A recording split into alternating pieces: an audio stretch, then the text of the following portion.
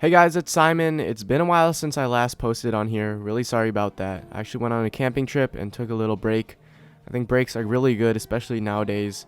But anyways, I'm back and in full force, and I decided to bring back this series from the dead, resurrected I guess. So welcome to Dear Simon episode 1, where you guys send me messages on Instagram, and I respond to the best of my ability, giving you guys advice, at least as far as I know. With my 18-year-old self. I'm not that experienced, I'm not a therapist by any means, but I thought that this might help. Also, this video will be uploaded in an audio format to the Keep It Wholesome podcast. You can find it on Spotify, Apple Podcasts, and all that good stuff. So anyways, let's jump into the first question here. Dear Simon, I have the tendency to overthink everything, even things that haven't come up yet or might not even happen. Sometimes my overthinking and anxiety gets so bad, and I just don't want to even go out. Any advice? MC. Hey MC, thank you so much for the question. Thank you for reaching out. I think this is something that a lot of us need to hear and a lot of us need to talk about, because a lot of us are in the same boat in a sense that we don't know what's happening in our future. Right now are the most uncertain times in history, and it's kind of crazy. What you're talking about here is social anxiety, where you don't want to go out, you want to stay at home, you want to stay comfortable, you don't want to get out of your comfort zone because that anxiety is kind of holding you back. And I think it's something a lot of us deal with. Anxiety stems from not having control of certain situations. At least that's my definition. I'm no therapist, but it makes sense. When you don't know what the other person's thinking or you can't control the outcome, it becomes really hard. But what you first have to realize is that everything around us in the world, we can't control. And it's really scary to think about. I mean, a lot of the things that happen on a day-to-day basis are things that we can't control. They just randomly occur. But unless you have anxiety, you don't really think about those certain things. To overcome anxiety, you first have to realize that those people you're thinking about when you're going out, or those people you feel like you might be judged by, or bad things that might happen, you have no control over those.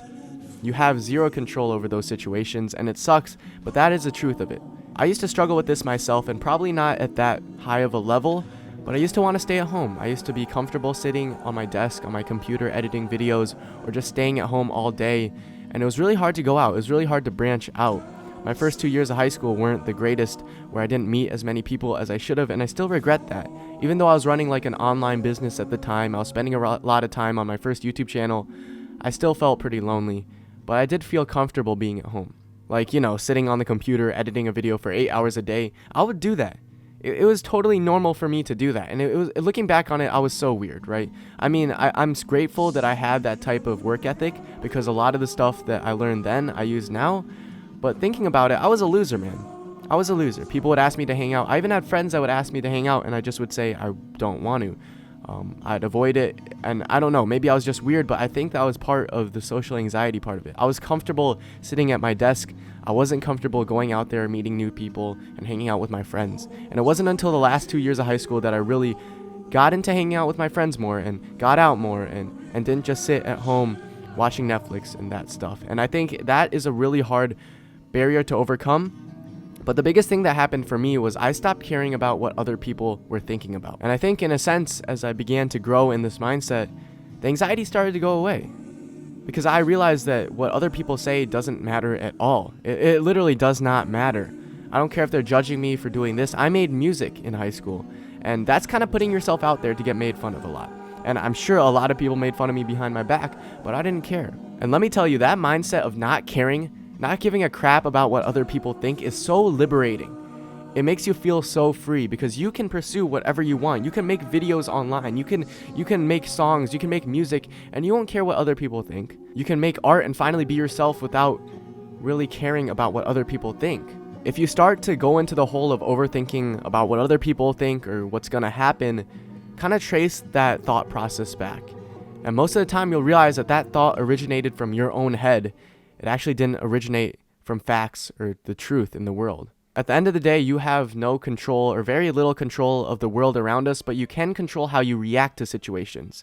So don't preemptively go into life worrying about certain things. I know that's easier said than done, but there's really nothing you can do to avoid the bad things that are coming your way or the great things that are coming your way.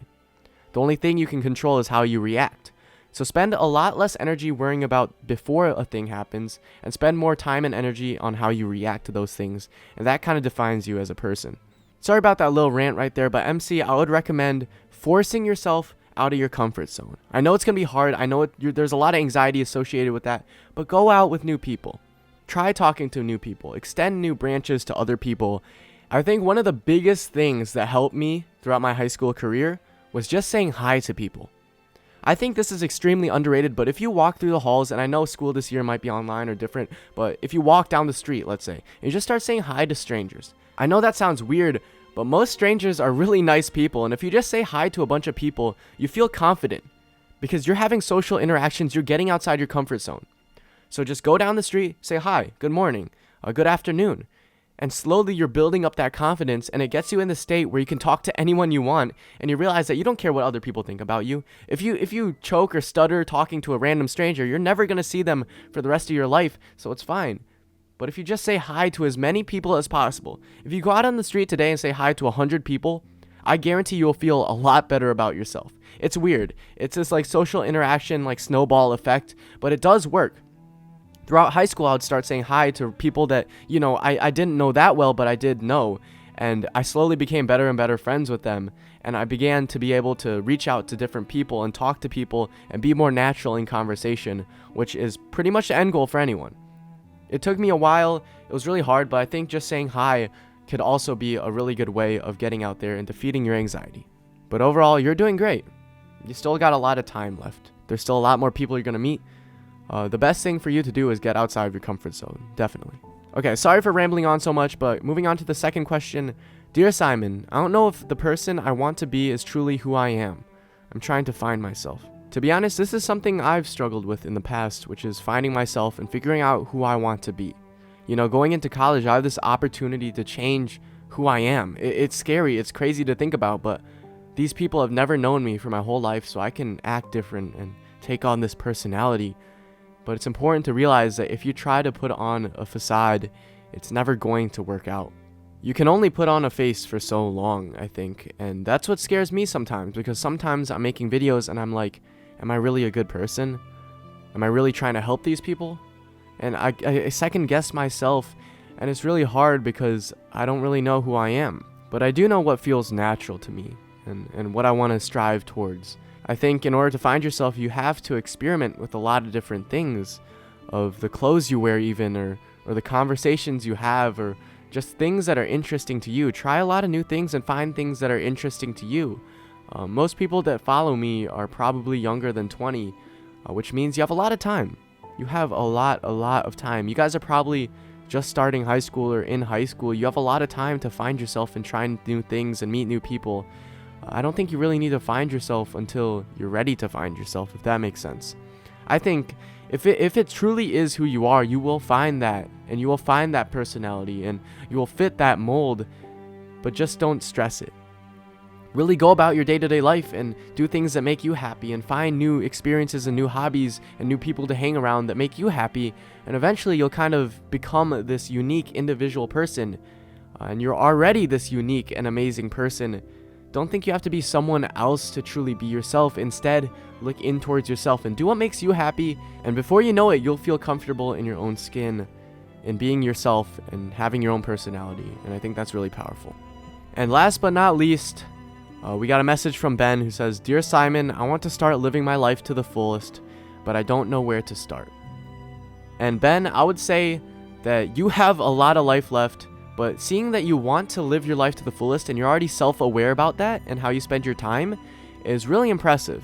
That's the first step that a lot of people miss, is that when you want to live your life to the fullest, you have to first be self-aware of the experiences you're having and what makes you happy. And I think you're already there, Ben. I think you know what makes you happy and what really puts a smile on your face and what doesn't make you happy. Living your life to the fullest could mean so many different things because life is subjective. We all have different experiences that lead us to liking different things.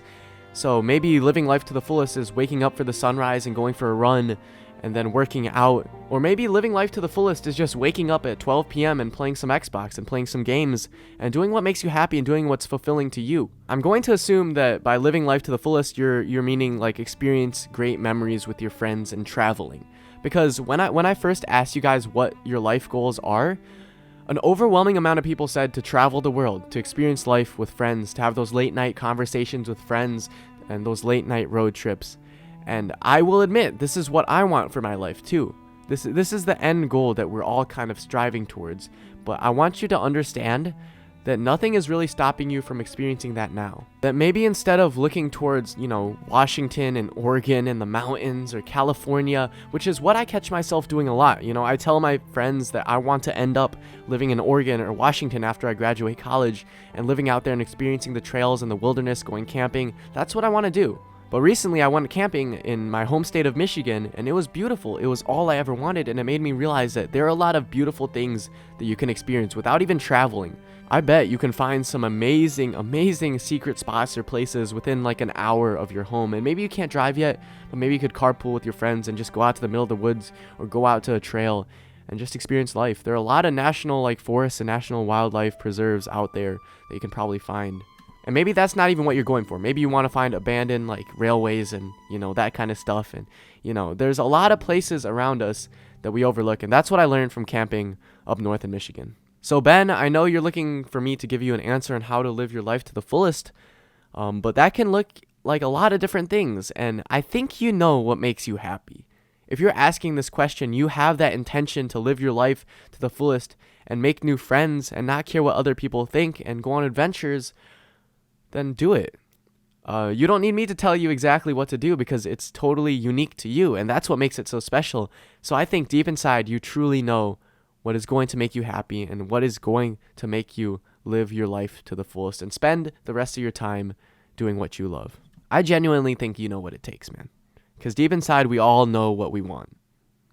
But anyways, that's the wrap for episode 1 of Dear Simon. Sorry it was kind of long, but this is kind of what I want to do. I want to have a few highly edited videos and a few of these that we can chill back and talk about and kind of discuss because I like talking about these deeper topics and I like helping you guys a lot. Like I said though, there is an audio version of this and I'm going to be posting these as much as I can. So that link is going to be in the description. Follow me on all the socials to stay updated. And if you want some advice, DM me a message starting with Dear Simon that is as short and concise as you can make it.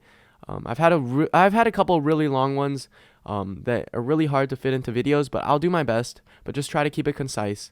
Love you guys, and as always, keep it wholesome. See you in the next one.